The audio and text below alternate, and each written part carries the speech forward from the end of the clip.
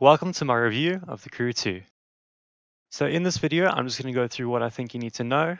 I want to tell you what I enjoyed about the game and what I absolutely loved about the game. Quick note that all the footage you see was recorded on PC, and I apologize if there's a slight dip in quality in some of the shots. It's because I'm recording on the same computer that I'm playing the game on. Also, this is my first video with my new logo and my new intro, and I think it's so cool, and I hope you guys enjoy it as well. Please enjoy the video.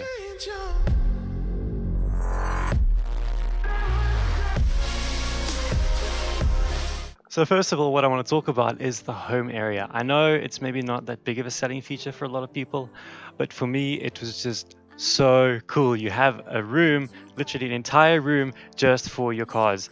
You live in the 4-story house, you got one level for each type of car, and then the top floors for your favorites. My favorite floor is the cars. I mean, you can have 8 cars or bikes on display at once, and it was so cool, and I thought it was really awesome. This is also where you would customize your vehicles. You can set them in a bay and then you can customize them to your heart's content. The Crew 2 is set in North America. It's not to scale, but it's a really big map and it's filled with lots of different areas, from busy cities all the way to small towns, swamps, and wide open deserts. The map always felt alive and busy. It was never really dead or anything. I didn't feel like there was a lack of anything in certain environments. There was no like too few houses or things that should have been there that were missing, and I think they did a really good job in balancing it. The Crew 2 is definitely centered around a more arcade style type of gameplay compared to something more realistic like Forza Motorsport. And this is very apparent because they have these jumps littered all over the map and they were so much fun. You could just pick up speed and then you'd see a jump and you just fly over highways, over buildings even. It was so much fun. And they also had a large emphasis on the NOS system, something that I really enjoyed, and I'm definitely going to miss in other video games. From the sound effects that were it was just incredibly loud and right in your face and popping and banging, to the flames that were just all these amazing colors that would just explode from the vehicle as soon as you hit that button. It was thrilling. The biggest selling point for the Crew 2 was definitely the variety of the vehicles and the different types of classes that you have. Just to go through the list quickly, there's the street racing, which covers street races, drifting, drag races, and hypercar races. Then there's off-road, which does rally raid, motocross, rallycross, and hovercraft. There's freestyle with aerobatics, demolition derby, jet sprint, and monster trucks. And last but not least, there's pro racing with powerboat, touring car, air races, and Alpha GP. Alpha GP is basically the same as Formula 1. All of the vehicle classes had their own take on handling, and I think they were all implemented very well. Each had their own set of learning curves and styles to master, which I think was really well done. You can see from the completion statuses which ones I enjoyed the most, but I'm just going to go through them as well. My personal favorite categories were street racing, hypercar, drifting, rally raid, motocross, Alpha GP, which is the F1, and then motorbikes. There's not a category for motorbikes, but if there was a motorbike in that category, I would race it. It was so much fun. I loved the bikes in this game. It was really lots of fun. So I want to talk about the reward issues, which I had. I'm not sure if anybody else had it. I thought it was a bit stingy. You know, you play the game, you race, you win a race, it's really cool, and then you get this very small amount of money, and it's just, come on game, give me something. So here you can see for yourself how little these races give in terms of money, and please keep in mind the one that's got 225,000 credits is about a 20 to 30 minute long race. So it's cool, and I love the long races. There were lots of these, especially in the hypercar category, where you race across the entire map or over these long stretches, and it was really cool. But when you're grinding for money to save up for a car, it's just a bit frustrating that these are the ones that give you the most money. If you love the grind and you're into grinding for stuff and loot and all that stuff, that's cool, that's fine. I'm not saying it's a bad thing, it's just I personally don't enjoy it, and I think they could have been a bit more lenient with how much they give you per race that you win. So that brings me to the upgrade system. So you don't buy upgrades in the Crew 2, you win upgrades. So when you win a race, you get upgrades for the car that you won the race with. But the problem with this is if you buy a low-end car and just to start off with, and then you win a bunch of races with it, and then later on you save up and you buy a high-end car in the same category, those upgrades you got for your first car are not going to work on the high-end car because you won them in that car and they were tailored for that car. So now you have to grind again with the new car to get more upgrades for that car. And I understand how this works, and it does make sense to me, but it got very frustrating because of the various different vehicle categories and classes, and because it's so stingy with money, you often can't afford the expensive cars or the better performing vehicles in that class. So you had to just grind it out with these little cars and these horribly performing things until you could kind of get a better one. So that's my only complaint with the reward issues in the upgrade system.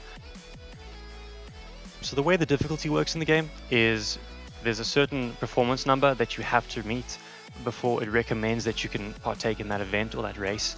And I would highly recommend that your vehicle either meets that or quite literally exceeds it by like 10 or 20 points, because otherwise you're going to have a really bad time.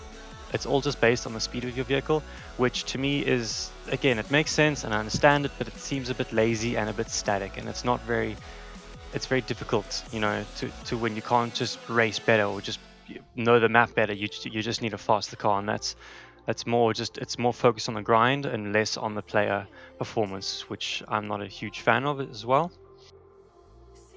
So let's just go through the catalog quickly. I want to show you how expensive some of these cars are, and it's annoying, especially if you're like me and all your cars cost a couple million credits.